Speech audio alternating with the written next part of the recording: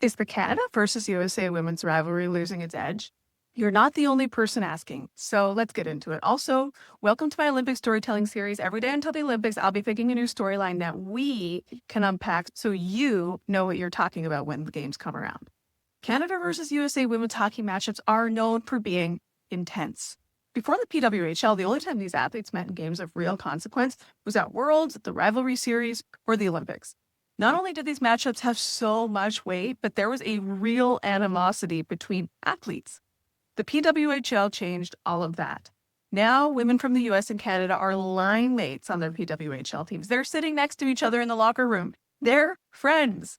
Even they have wondered how that changes the dynamic of the rivalry. Here's what Canada's Laura Stinksy said about it when I asked. That's a good question, and I think we still ask ourselves that too sometimes because we are good friends and teammates now with a lot of the Americans. But I think at the end of the day, when you put that Canadian jersey on, you don't really think about teammates, friends anymore. You're in it to win it. You're doing everything you can for that logo and that country. And honestly, every single one of us in the locker room would do anything for one another and for Canada. So I think obviously that rivalry is always going to be there. It's going to exist. I think with that being said, I think we do have a lot more mutual respect for the other side.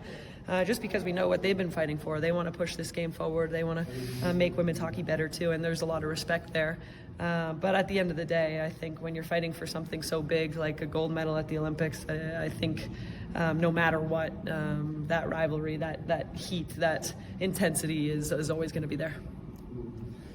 I can give you 7 other athlete interviews from both sides where they're going to say the same thing. I actually asked almost everybody about this during the rivalry series. Of course, representing your country brings out the compete.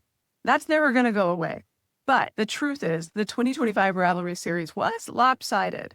Canada didn't win a game, and the US outscored the Canadians 24-6 in the 4-game series. There are a lot of different reasons for this, but I don't think it's crazy to wonder if the edge is gone. I think we would probably have to wait for some of these athletes to retire and talk about their careers in retrospect to give an honest comparison of the different eras of the rivalry. But I know it's going to be a big talking point in Milan, especially if the Canadians don't do well.